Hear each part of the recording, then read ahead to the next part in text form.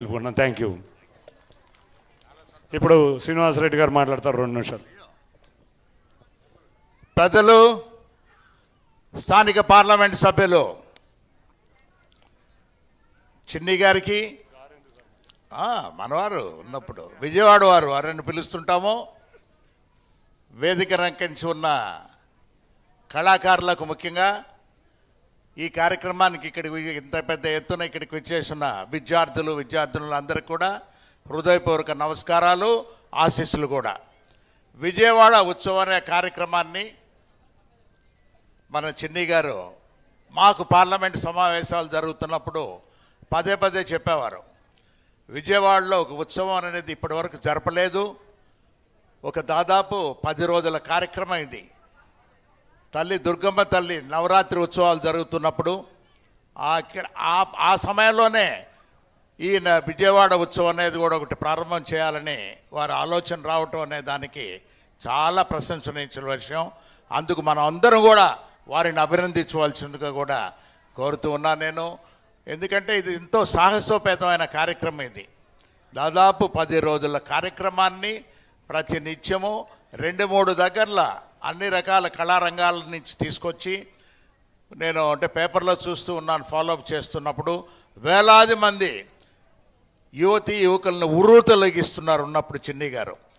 ఈ విజయవాడ అనేది అంటేనే ఇప్పుడు ప్రపంచ చరిత్రలోనే, ప్రపంచ పటంలోనే ఒక గుర్తింపుగా తీసుకొచ్చారు మన ఎంపీ గారు. అయితే వారి తపన విజయవాడ కూడా ఏ విధమైన అభివృద్ధి చేయాలనేది కూడా నాతో చర్చిస్తున్నప్పుడు చాలా సంతోషంగా, చిన్ని గారు మాగుంట కుటుంబం కూడా మీతో ఉంటుంది, మీరు ఏది ఆర్డర్ ఇచ్చినా కూడా ఎంపీగా నేను కూడా నా వంతు కృషి చేసేదానికి విజయవాడ అభివృద్ధిలో కూడా పాలు పంచుకుంటాననేది పదే పదే వారితో కూడా చెప్పడం కూడా జరిగింది.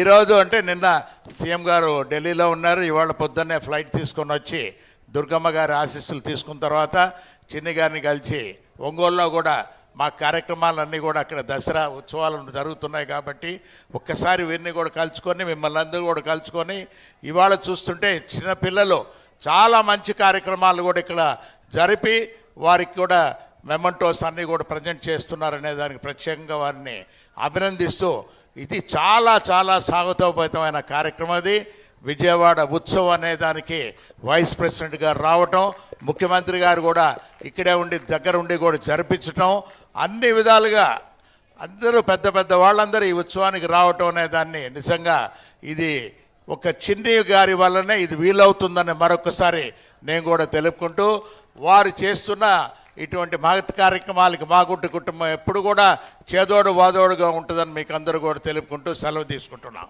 జై. చాలా చాలా కృతజ్ఞతలు. శ్రీమతి అనురాధ మేడంని కూడా 4 విషయాలు చెప్పాల్సిందిగా కోరుకుంటున్నాము.